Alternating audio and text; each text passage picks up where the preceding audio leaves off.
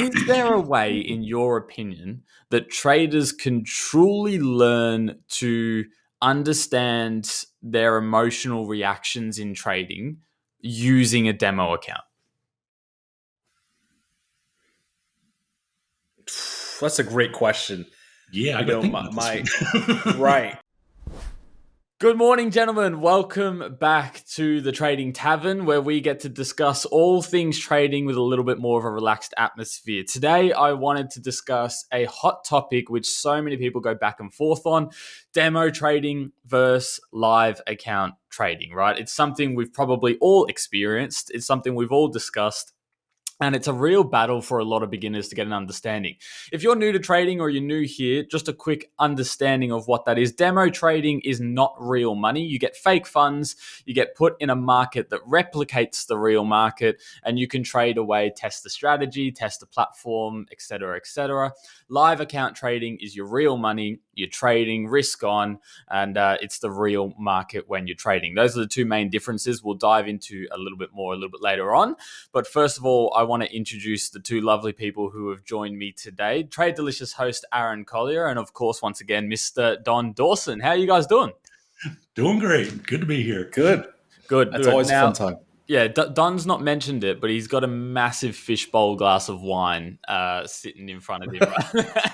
Now, if it was a fishbowl, I would have a straw hanging out of it. All right. Right. Fair. It's just a big glass. It's the Trading Tavern. It's meant to be. It's what we do here, right? It's a pub. But no, I appreciate both of your time, and this is a little bit different because for the first time, it's my morning and your afternoon, right? So, Don, if I'm not mistaken, it's still light outside. Can I see in the background there? Yeah. We pretty much, we're coming into that. Where December 22nd will be the shortest day of the year, right? But as we're getting closer to that, it's getting darker just a little bit earlier every night. But it's still about 8 p.m. We're still seeing, some daylight out. So that's good. But man, that's the best day of my year actually is December 22nd, I believe it is, or the 23rd, because every day after that gets longer.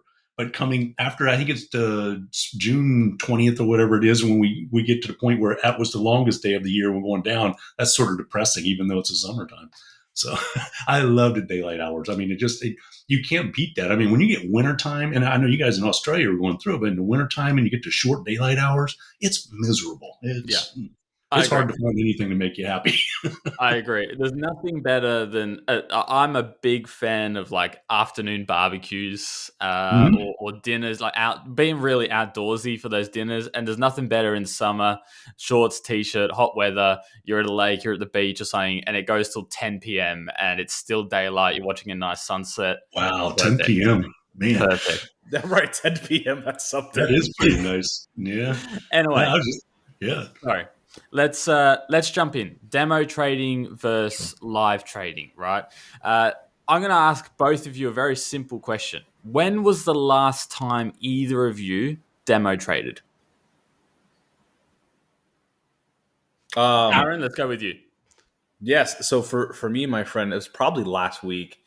So my take on demo trading is really straight. It's really straightforward. I don't believe that. I'm trying to say something different from Don here. I know John's feelings on it, but I believe that demo trading is training wheels, right? So as anyone has in the past, when you're working with a child, trying to teach them how to ride a bike, you got to use training wheels. It's a little difficult to get the balance, to get a feel for it. It's kind of scary when you put your feet on the pedals and you notice you're propelling yourself in a way that's foreign. So what do? You throw on training wheels in order to help you along. And that is something that's necessary to come off in order for you to gain the real independence to go as fast and as powerful as you want to go. But the difference between trading and, say, riding a bicycle is you can use those training wheels as a tool to test an idea. So for me, for example, the reason why I was looking at using a demo account and why I was trading in a demo account is because I have exposed myself to a new market in equities. So as a trader, even though I've been trading 6 years and I have a really good understanding of the way that I trade and where I find myself most successful, it's incredibly important for me to try to experiment with different ideas in a safe environment without the element of too much in the way of risk. So my strategies, the way that I develop them are, first I start off in demo, then I move on to the smallest possible contract I can within a given product. In futures, that's micro contracts, for example. And then I'll test that strategy within that space so that there's a little bit of risk. The heart rate's going, everything's getting a little bit more intense. And then I'll move on to my actual size and I'll trade at full size. If I can trade at full size and I'm able to monitor my heartbeat, everything's going well, then usually the idea works out. If I'm in a trade and I'm at full size and my heart's racing because I'm falling in love with this trade, maybe it's not working out. My trades aren't meant to be romantic. I'm a very platonic trader. So that's what I do from a demo perspective. That's why I was trading demo last week. Beautiful. And I Don, think when's the for a last man who time just you got won? married, being platonic is a very good thing to be doing. So, Well good. said. For me, I'll tell you, I'm currently demo trading. I've been trading for a long time myself. I have a core strategy that I've used for many years, but I'm always looking for ways to improve or other ways to trade in particular markets.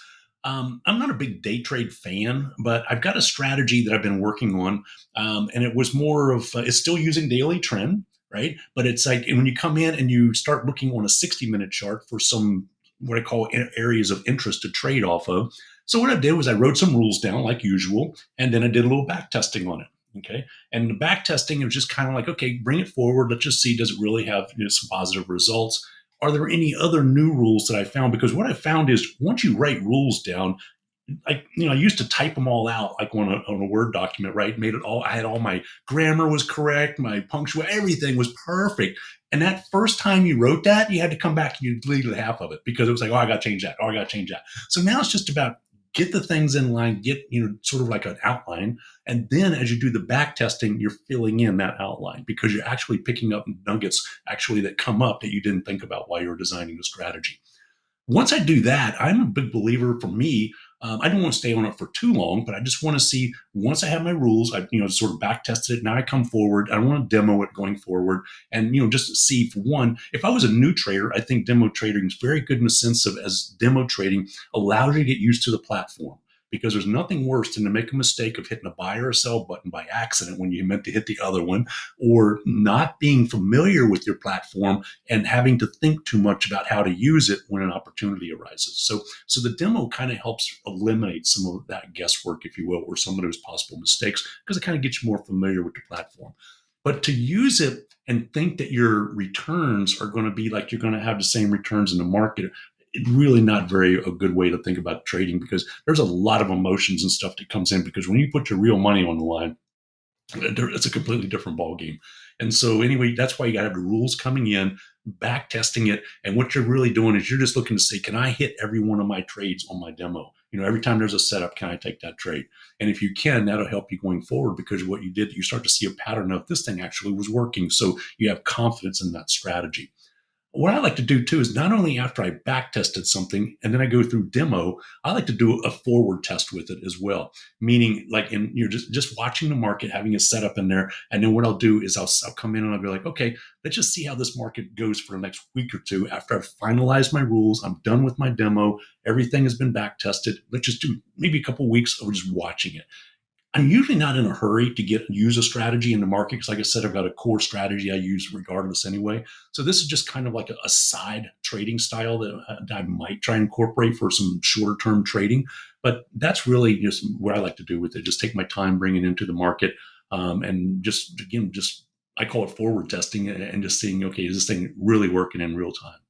It's good to see that you both still use demos. Right, it's interesting because obviously when we talk about demos were first introduced by brokers so you can get used to a platform. You can test a platform, order flow, everything about it, right? And then it began to expand as technology advanced into testing strategies, into testing new markets, for example, like Aaron's doing. So it's really grown. Let's focus and hone in on the beginner here, right? rather than someone who's testing strategy or going back, let's hone in on the beginner. What do you think they should use a demo for main purpose? What's the main purpose of a demo for a complete beginner walking into the market? How should they be utilizing these accounts? Mhm. Could I add something on that last segment that we were just talking about? Just kind of popped in my head. I use something called a market on close type of a trade, like on a daily chart, for example, that confirms a trend change. I don't use like a hard. Well, I have something called a catastrophic stop, just in case something crazy happens during the day. But literally, for me, it's got to close beyond an area for me to be stopped out. However, when I'm back testing, what I didn't know when I was writing the strategy was what happens if I get stopped out, but the market didn't, maybe for example, it comes close to my catastrophic stop or whatever, and I would have been stopped out, but the market resumes the trend in that direction. How do I return? How do I resume that trade? How do I get back in that market? See, when I wrote this strategy, I wasn't thinking like that, but the demo allowed me to see that in real time. And I go, oh, I need some new rules to adjust for that situation. So that's what I was trying to point out about using it as a tool for demo is once I've got my rules from back testing and everything, rules written down, and I'm running it through the demo, that allows me to go like, okay, what else do I need to refine with this strategy? And those are the things that come up that you don't think about when you're writing it. So, but anyway. Well said. Well said. All right. So Aaron, what do you think the main purpose for beginner traders that they should be utilizing when it comes to a demo? Of course. So I think first and foremost, a demo account is meant to help you learn the heartbeat of whatever product you're trading. The trading platform is a huge part of the puzzle. So making sure that you're pressing the right buttons at the right time is incredibly important. But the reality of it is that's not going to take up too much time. And if you're blaming your platform for your performance, you're probably not doing well. That's not to say I don't use it. As Don was saying before, whenever you open a new trading platform, you need to be in demo. Otherwise, it can be catastrophic very quickly. But the purpose of the account should be to get you more familiar with some of the products that you're trading. If you're trading the S&P 500 futures contract, it'll move differently than you trading the ETF. The same candles could appear in the same spots, but the dollar amount that you're receiving on your profit and loss is going to be significantly different. Yeah. So I think that the first thing beginners should be doing is understanding the platform, but second and most importantly is learning the heartbeat of their market. Is this market going to be a bit more of a roller coaster where you have to strap in, you have to shut everything off, you have to get a black curtain to go around your desk? Or is this something that's a little bit smoother if you're, say, a swing trader? So I think that that's the first and second most important things when trading a demo for beginners. Well said. I think, for me, I think starting out, just like we were saying earlier, you've got to get used to the platform, knowing where to buy, where to sell, setting up if you're doing trail stops or whatever it is you might be using, but know everything you need to know about your platform so you can be very efficient at it and you don't hesitate or have to think about, placing a trade. The other thing too is by the time you get ready to demo, you should have had a written trading plan, right? I mean, don't ever try demo without a trading plan. All that's going to do, it's like golf, going out and trying to teach yourself how to play golf. You're going to develop every bad habit in the world if you trade without a trading plan, because you start going like, okay, green candle, I'll buy. And then red, and next thing you know, red candle, I'm going to sell. Boom, green, like that. And you just end up chasing it. It's like a dog chasing its tail type of a thing. So please have a trading plan, have some kind of rules that makes you make that decision to buy or sell.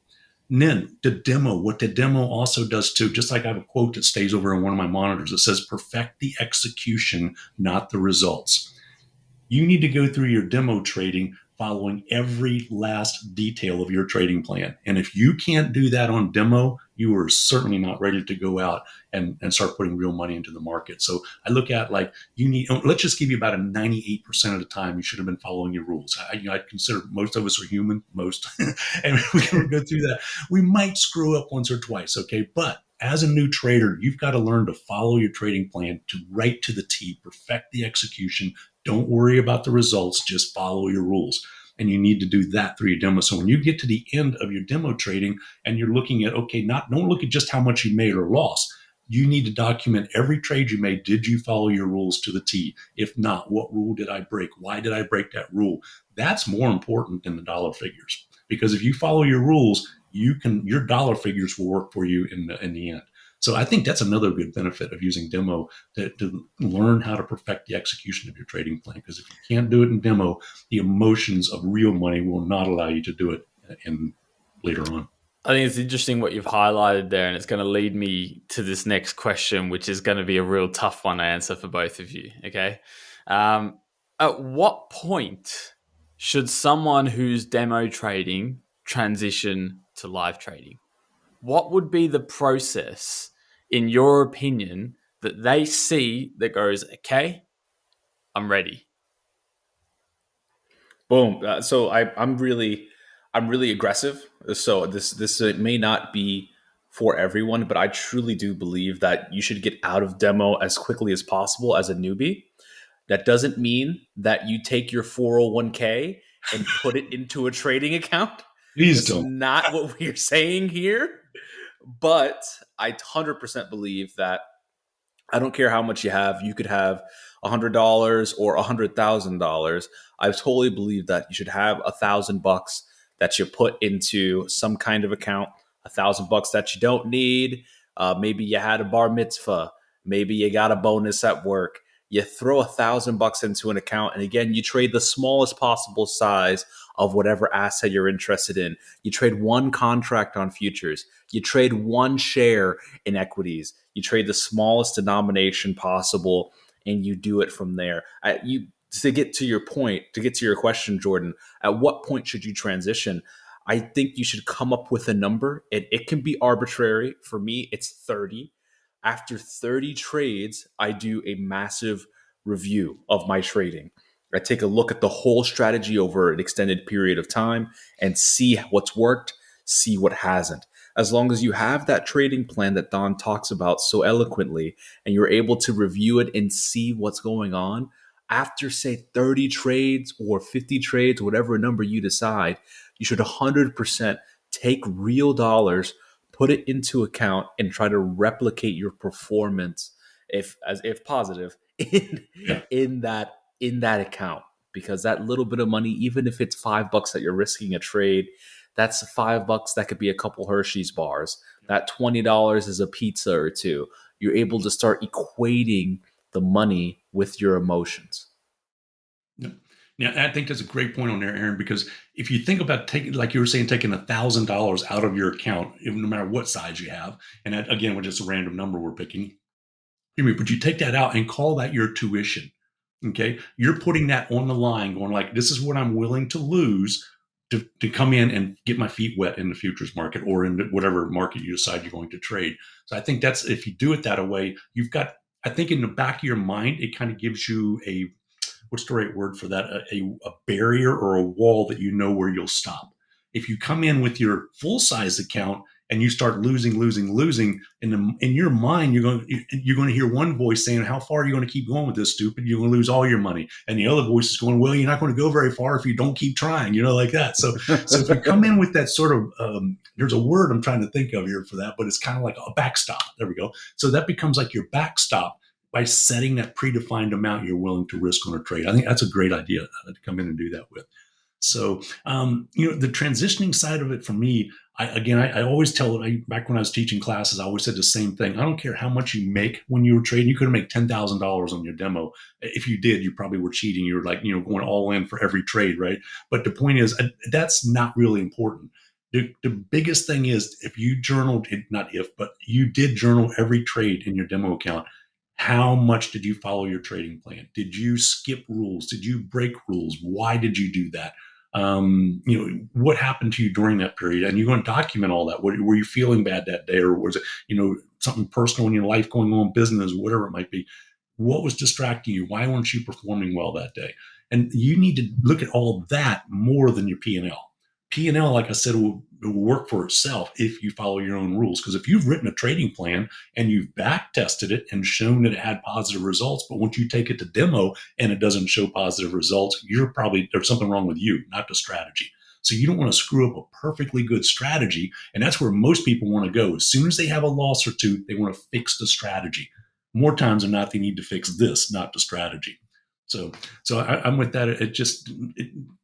30 to 50 trades, I think that's a pretty good number for you to use. If you just come up with some number and write that down before you start. Don't be going along and say, okay, this is enough, right? Because at some point, you're just going to get either kind of tired of doing the work because you're not seeing real money coming in or whatever. So you need to really say, part of the demoing says, I will trade for 30 trades. I will trade for 40, whatever number, but just write it down. Okay. It's funny when you write something down, how you're more able to stick to it than if you just put it in your head.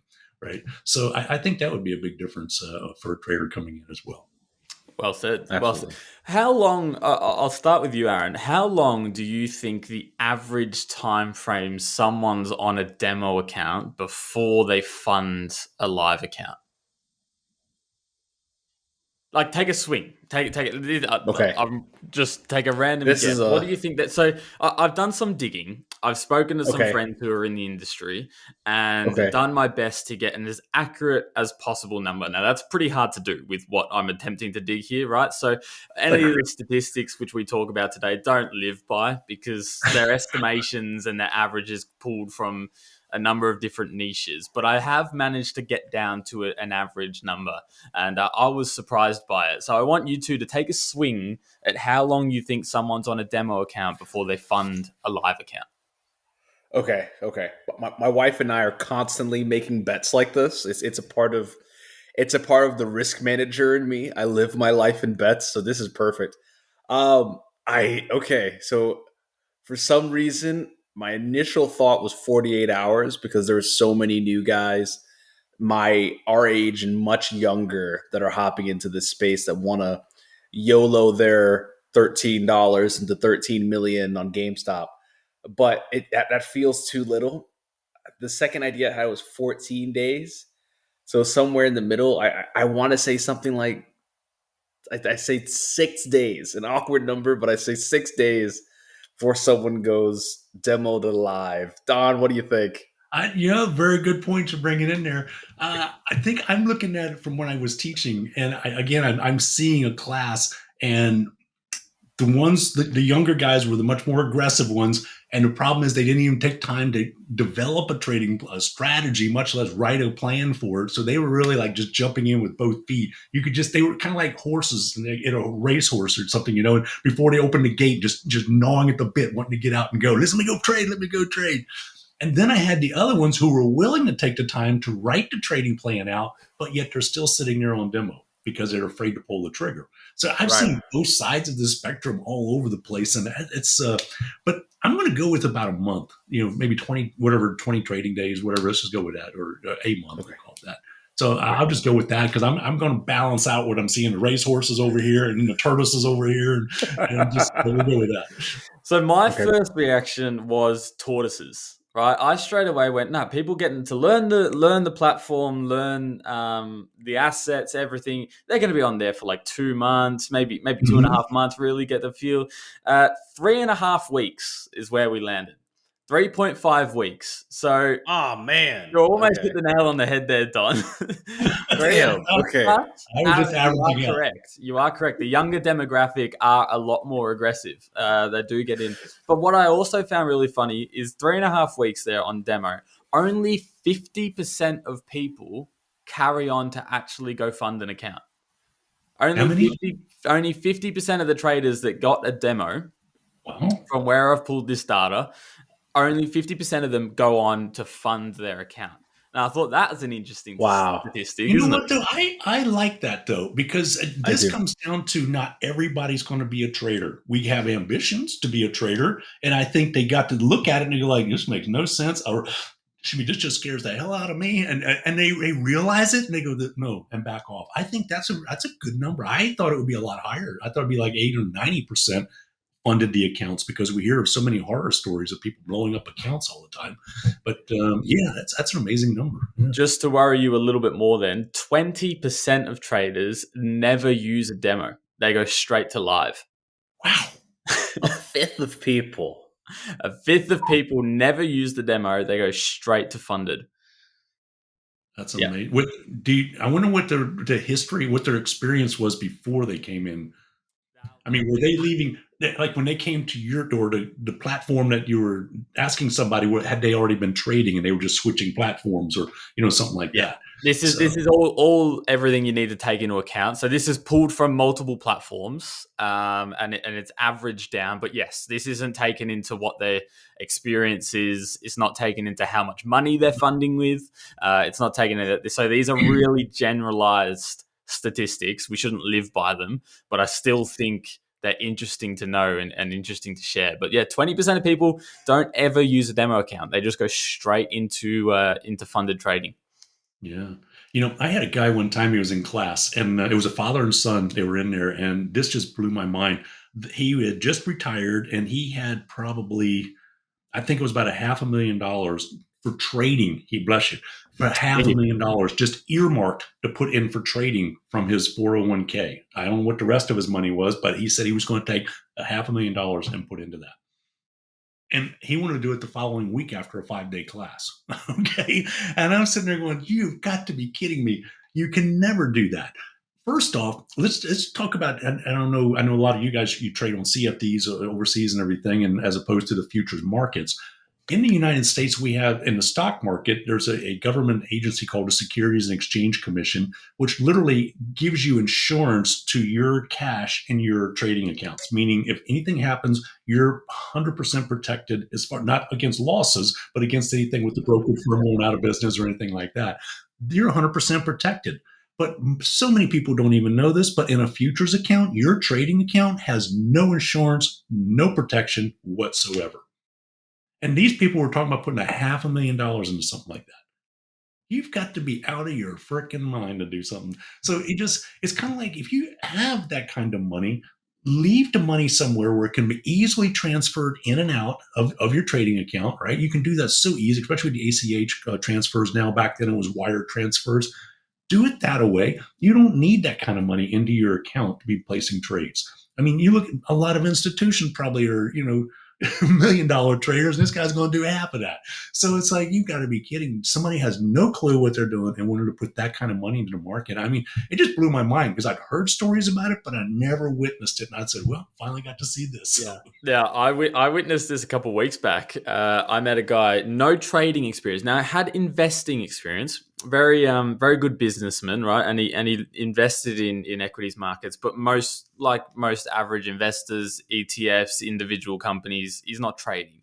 Signed up at a CFD broker, never traded in his life, never traded currencies, went straight into an FX broker, 2 million, bang, straight into a live account, started punting.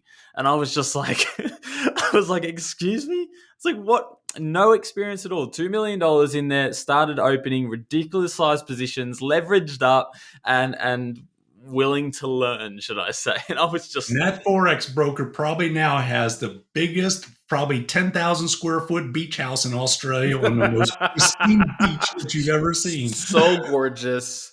There are seals right out front. He has pet seals from this man's money. See, this is why I love what Don said earlier about part-time trading. We make trading so akin to athletics. Often you'll see people all around the globe, on YouTube, wherever, talking about how being a trader is like being an athlete. What we do not talk about is, one, not everybody's made for it. I'm sorry, you're not making it to the NBA if you're 5'4". It's Right. It's not going to work out, kiddo. Two, there is such an element of necessary learning. People go to school for years to be anything. To be a doctor, a lawyer, an electrician, you have to spend years in school in order to acquire it. Let's look at athletics. Even if you are, say, a high school soccer player, you spend years as a soccer player, but that's not what you're really doing. You're a student that happens to play soccer, and we forget about that element. So we assume that I've just because you're athletic per se. I'm an athletic guy. I can just go and I can play with the big boys. Why can't I play with Messi?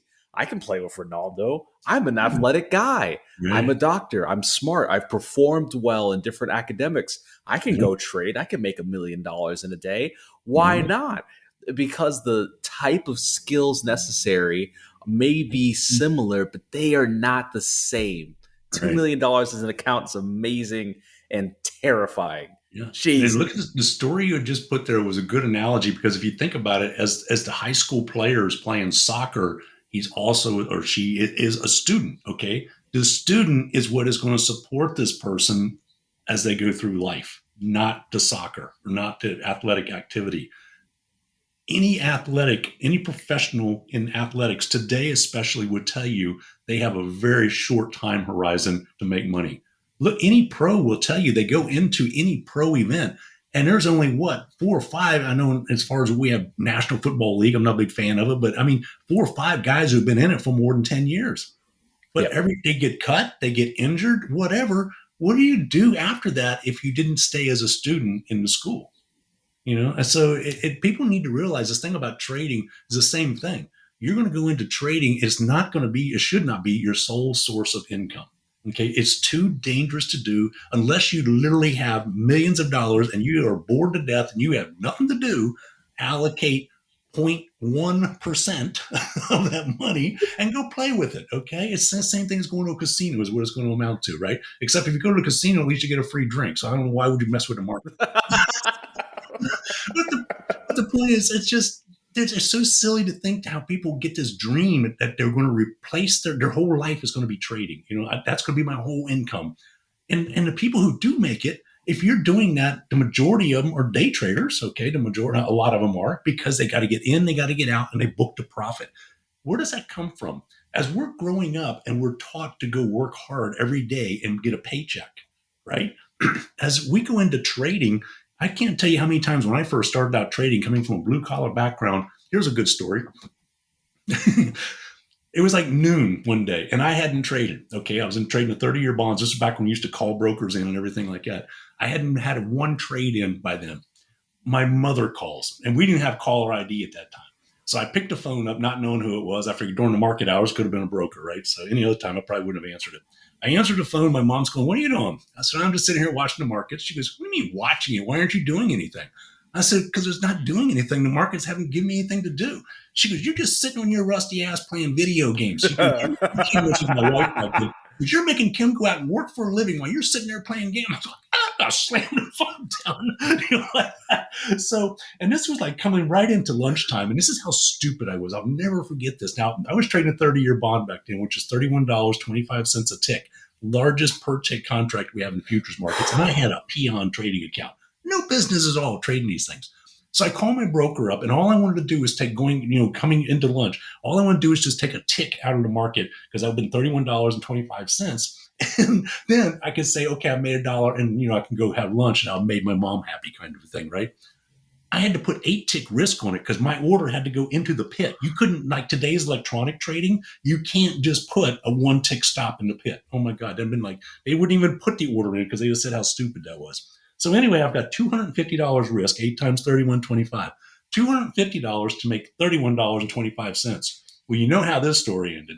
So we're coming into lunchtime and I'm down like 2 or 3 ticks on my screen. Well, I didn't go to lunch. I kept waiting and waiting, go, "Hey, come on, we get out of this trade."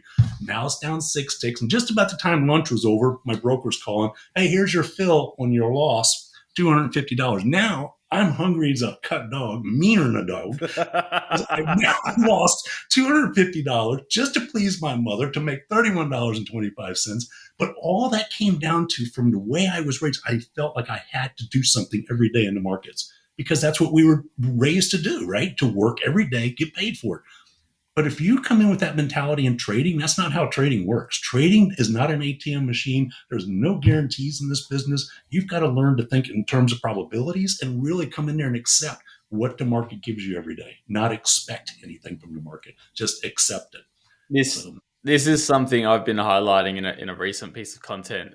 And it's very logical that we bring in this idea of when traders want to go full time, that if we can work 8 hours a day in trading, we're going to be paid better than what we would if we were trading only for 1 or 2 hours. Because this is the way we've been raised. It's the way society works, right? If we give your boss 8 hours, well, you're going to get paid for 8 hours of work. So we logically bring this over into the trading. And you're right.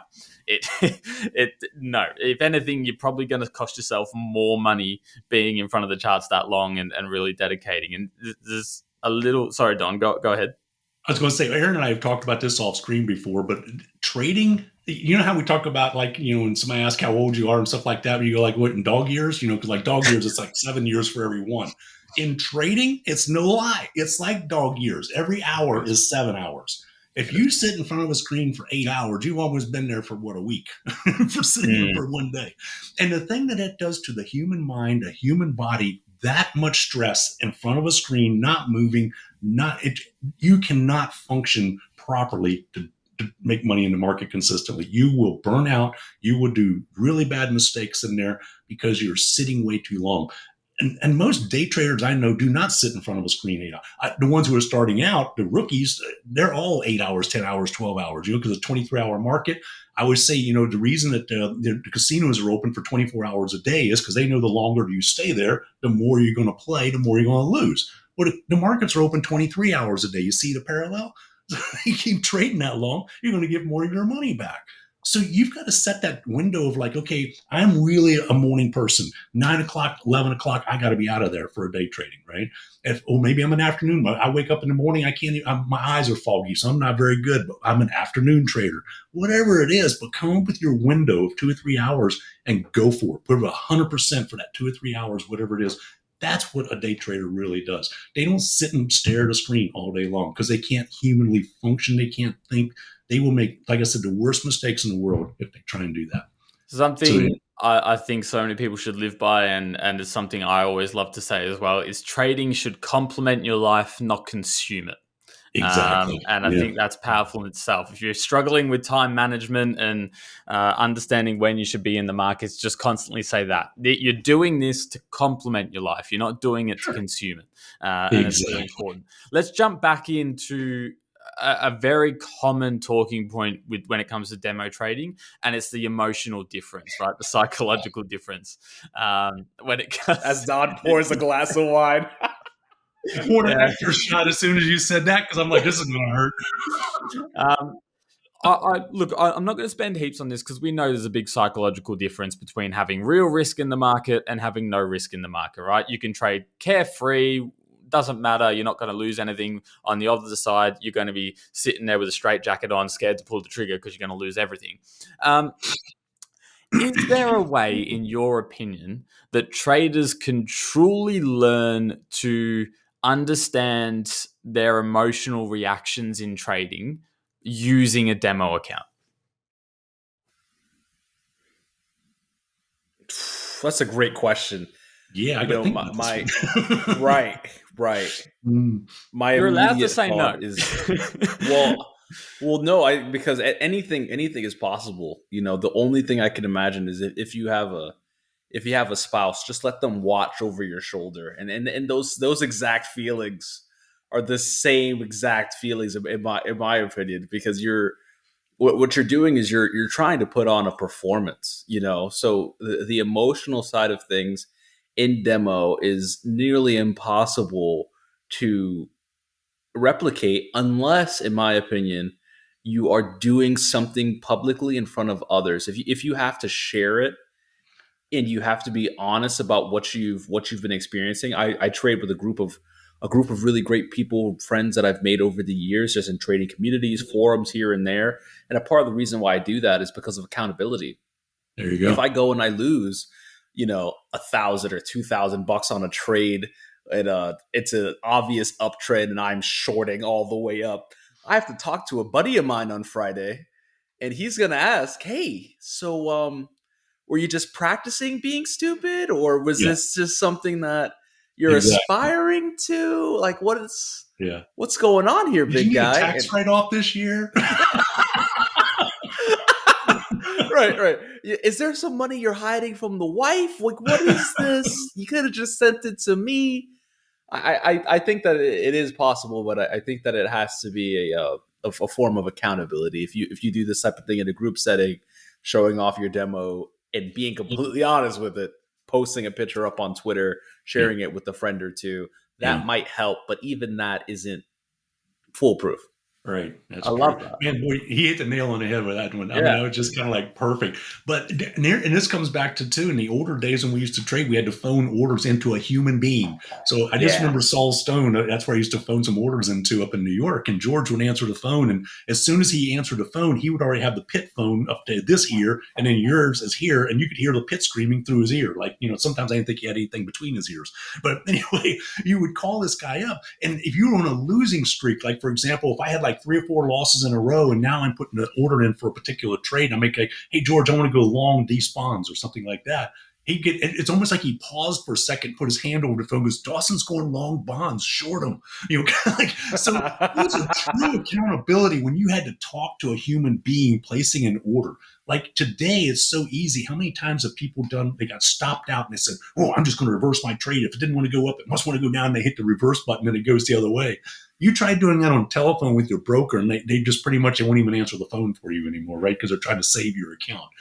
But the accountability is so important, but we don't have that today unless you have that significant other that you're going to answer to, or a trading group, or someone that you can share your trading with. And if you can put your trades out before you take them, boy, you're going to be even a lot better off, because then once you put that out there, because coming after you've done a trade, you can fudge that. But if you put something out there before you come into it, you're held to the line at that point. So, and it doesn't matter if you win or lose; it's how you handled it, right? Did you get out at your stop? Did you take your stop out and lose even more money because you thought it was going to come back? Those are the kind of things you're going to have to answer to. But boy, that's when you got to say it to somebody else. I think that's a big thing. So accountability is a key word there. I think that was great, Aaron. You really you hit the nail on the head with, because it is hard to replicate emotional stress that you feel when managing money when you're not managing money, right? when you're just playing a game essentially. So having that someone over the shoulder to hold you accountable, for you to be embarrassed when you should be embarrassed, for you to be proud when you should be proud. So you start to feel that and get an understanding of what that is. That's real good. Look, it's kind of like kids that are playing these video games, all these war games and stuff like that, right? And they're boom, boom, boom, boom, all this other stuff, and there's not real bullets flying around. But let me tell you, when that first real bullet flies by your head and you hear it go like that, let me tell you, it's a different game. It's not a game anymore. Okay, this is called that could hurt me, right?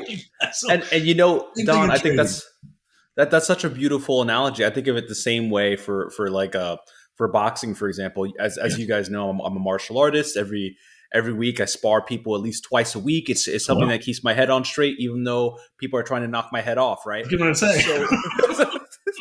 So there's a beautiful quote from Mike Tyson years ago said, everyone has a plan until you get punched in the face. Exactly. What you're doing in demo trading is you're shadow boxing. You're practicing some techniques. You're getting some good footwork down. It's great. It is essential for you to perform. But you have to, at some point, if you want to be a boxer, you got to get into the ring and you got to spar.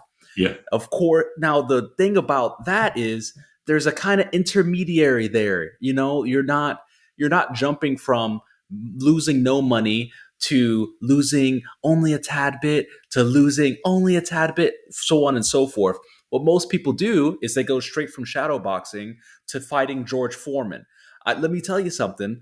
George Foreman is going to hit you like George Foreman. There are no minor leagues in trading. Everyone you're trading against is either a Don Dawson or a Goldman Sachs, and there's no in between. Wow. And so you're working against some of the best of the business that have been doing this longer than chances are a lot of us have been breathing. And so you have to keep that in mind as you're trading. The gloves come off as soon as you enter into that live account. That's why, in my opinion, it's so important to keep that small account so you come away with only a couple cuts and bruises, as opposed to waking up next week because you got knocked out. Yep. And again, having that backstop on there of how much you're willing to lose when you start out while you're getting your feet wet and trading, I think that's very important too. 100%. Okay. Going into one of our final points here, it's important to note, now I'm interested to get your guys' opinion on this. We know the people that offer demo accounts, their whole sales mission is to get you from the demo account to a real account so they can make money off of you, right? It's a sales pitch. That's what a demo account's for. What are some things that traders can be aware of and can also calculate when there's going to be a difference between your demo account and your live account? Because it's very important to remember, as I just said, the demo account is a sales pitch by the broker. It's a sales pitch to come and trade for them. That means you're going to get the perfect execution. You're going to get the best prices. You're going to get zero slippage. You're going to get everything a trader's going to dream of. You're going to pay zero commissions. They're going to give you the best case scenario. Then obviously when you're in a live account, not quite the same. You're going to miss your fill. You're going to get mad slippage on that big loss. You're not going to have any liquidity to buy at the price you wanted to buy. Your commission's going to be tenfold. This can all change. What is something beginner traders can be aware of with these major differences between a demo account and a live account? That's another really good one, Jordan. At the end of the day, you're working in a business where it is not always in that business's best interest for you to make money. There's a beautiful meme that rolls around quite often where we talk about how in the US we're so proud to be a capitalist country. But when tax time comes and you're a trader, you have to understand that your losses are your losses. Your wins are our wins. Yeah. Okay. So I think that's what the mindset that you have to have in trading in general. When you're trading with a broker, that broker is going to want to make money from you. And they don't want to make a little bit. They want to make a lot of it. So your losses are something that you have to own, and you have to be a capitalist. Your gains are going to be a little communist. So you have to keep that in mind whenever you're trading, because when you hop into that live account, especially if you're trying to be cute and you're trading penny stocks or you're trading a CFD contract where 8 people have traded in the past year, you're going to see a lot of slippage. You're going to see crazy commissions, and you have to be incredibly aware of that. I think, and I hope I don't step on anybody's feet here. We trade futures here in the States, and then you guys have your CFDs. And Aaron brought up a point there about it's a business where they're really not looking for you to make money. Now, a CFD broker is in that category. A futures broker is not, because a futures broker, they don't want you to blow your account up because it costs them more money to go out and propagate new clients than it does to keep their existing clients. So that's why, like George, he was always like, he would just kind of pull me aside and go like, hey, look, you haven't had the best day in the world. Why don't you go do something else and call me tomorrow, for a trade, that kind of a thing. Because he knew that losing me was $40 round turn commission back then. He didn't want to lose that, right? So, which made a lot of sense. CFD brokers on the other side are the type, when you place a trade, they're betting against you. Their trade, you're taking half the time. They're on the other side of your trade. So if you win, guess who's losing? Okay. So it has to be that the client has to be the one, if they're making money, they're not going to be too happy about it. Right. But if you're losing money, they're going to be, oh, cool. Okay. I just got paid for this. So I think if you want to trade the CFDs, please understand how they work. Okay. There's day trading CFDs and there's holding positions overnight CFDs. And I believe, don't quote me on this, but I believe there's an interest fee for holding CFDs overnight. So be very careful about the extra charges involved trading CFDs. I know from the future side, it's very well government regulated. And, I'm just going to say in the United States, they outlawed CFDs because of these very issues that I'm talking about here. It wasn't fair to the consumer or the trader. So the Europe kind of hung on to them. And I remember when I was teaching over in, like London and places like that, CFDs were super popular. I remember opening up the screens and seeing on the S&P a 3 or 4 tick spread on the bid and ask. You never see a 3 or 4 tick spread on the ES because there's millions of contracts traded on that thing. But yet the CFDs had that spread. So, but anyway, I just want to bring that up. As a new trader, you've got to know your instrument you're trading, not just the market, but the instrument, what, CFD or the asset, CFD, Forex, stock, futures, know the ins and outs of that. What are the regulatory sides of it? How can you get hurt and how can you protect yourself? I'm glad you've brought that up, because that leads me to say we've got a lot of content coming here at Trade Delicious diving into exactly that. I've managed to get a couple of these places to open their doors and some reason let me in. So, and there is, especially in CFDs, you've got your A book model, you've got your B book model. Most of them are a mix of both. A book, very similar to futures. They'll make money on your commissions, ECN type setup. Whereas your B book is, no, we're going to bet against you, and you lose, we win. You win, we lose. And that's something a lot of traders don't understand. And I think it is very important you understand. Very important, yeah. Especially where most of these demo accounts are coming from CFD brokers, right? They're coming from CFD brokers because they want you to get in here, have a full sense of security. Oh, yeah, you can do this on a live account, easy, throw you in, and then you've got a 4-point spread. You've got commissions on top of that, and all of a sudden you're like, whoa, hang on, this wasn't the same as what I was trading before. So it's something I want to highlight. Look, I think that's a pretty good spot to end. I want to ask you both, Aaron, I'll start with you. If you were chatting to a beginner who's just watched this video and listened to what we've had to say about demo and live account trading and transitioning, if you had to sum it all up and tell this trader one thing of advice, what would it be? I love putting you guys on the spot, eh? I've got you both just blank face today. That's like the fourth time I've just had you both like, oh. No, it's okay. It's fantastic. You know, at the end of the day, I don't think we use the correct terminology when we refer to ourselves as traders. We are first and foremost risk managers. Yes. So the whole point of opening a trading account is to make money. The way you do that is to manage your risk. Demo introduces you to risk management. Live graduates you to real risk management. Even the best race car driver in F1 practices in a simulation, and there's nothing wrong with that. But when they get onto the track and they're driving 195 miles per hour, 250 kilometers an hour, there's a chance that they can die. There's an incredible amount of risk. So making sure you understand that risk is incredibly important to your success. There's a lot of intuition in that. A lot in that racing. Yeah, that's for sure. Well said. Yeah. And Don, what about yourself? You know, for me, because I was thinking about towards the end of the last segment we were just talking about there, I remember there was a trading platform we used to use in the classroom that if you in the futures markets, we use something called first in, first out. So basically, when you put an order in, it goes into a queue to get fixed, but it's time stamped when it arrives at the exchange. So you could be down here, even though, this is the price, but there could be a stack of orders in front of you that want to do the same thing you want to do. So it's first in, first out, like an accounting FIFO is the old term for it. So, but anyway, it's first in, first out.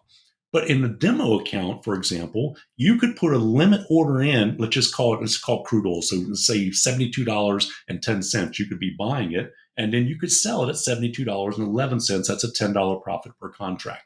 In the demo, if it just touches $72.10, you got filled. But that's not the case. Normally it has to go through to $72.10 to get you filled for a confirmed fill. And then it would go up to $72.11 immediately to get your sell limit, and it got filled like that. So people are seeing that and they're going like, wow, $10 just like that. I can do this all day long. But that's not the real world again, because it's first in, first out, the way the orders are stacked in there. By the time it goes through that deck of orders and you're finally, I got filled, and it starts going down more. It's not, which is not what you saw in the demo world. So we do have to realize there is a huge difference in the reality of trading and demo. Again, I think demo is really, for me, the idea is just being able to understand the platform, make sure as a new trader coming in that you know where the buy button is, the sell button, any little nuances in there you need to know, because each one of them is rather unique. Each little platform, I can't say there's an industry standard out there. So you have to know what each one of those platforms have and be very comfortable with it. Again, because the last thing you want to do is hesitate before you place a trade. So I think it comes down to just, demo trading has its place. But again, we don't want to do it for too long. It comes down to the training wheels that Aaron was talking about. At some point you got to start, my dad used to just take the bolts out of it and the darn things would fall off. So I was just kind of like, the point is, at some point, you got to take the training wheels off, and so you can start riding. But at some point, you got to start too, and have that confidence to to stay with the bike or whatever it is you're taking it on. So yeah, there's a place for demo, and then there's a time that you need to come off of it. And I think you'll know it as a trader when you're ready to step into it. But again, for me, if you are a new trader and you've gone through the demo, did you follow every one of your rules at least, say, 98% of the time, coming through that? And if you did, then I think you're safe to go on and put that backstop amount of risk into a very small contract and then go from there. Take this thing in steps. There's no jumping off of a high dive to get into trading. I think that's, kamikaze way of trying to do it. So if you just kind of come into it and take small steps and progress, I think your longevity will be there for a career. Well said. Gentlemen, thank you so much for joining me today and having this discussion on Demo and Live. Everyone, if you did enjoy, make sure you leave a like, leave a comment on what you've taken away, and of course, subscribe to see a lot more of these two and myself. If you want to get a bit more about these two or contact them in another way, check the resources down in the description. Gentlemen, have a fantastic day. Aaron, I'm going to let you do the honors. You know it's coming, and I'm going to let you sign this off the beautiful way that you usually do. Thank you so much. As always, guys, thank you so much for joining us. Please trade well and trade delicious. We'll see you. Take care. Hey guys, Jordan here. Just wanted to send you a personal little thank you for sticking around and watching us here at Trade Delicious. If you did enjoy the content, consider subscribing. Everything we do here is completely free. And of course, we have some other video suggestions here which you might love. We will see you in the next video.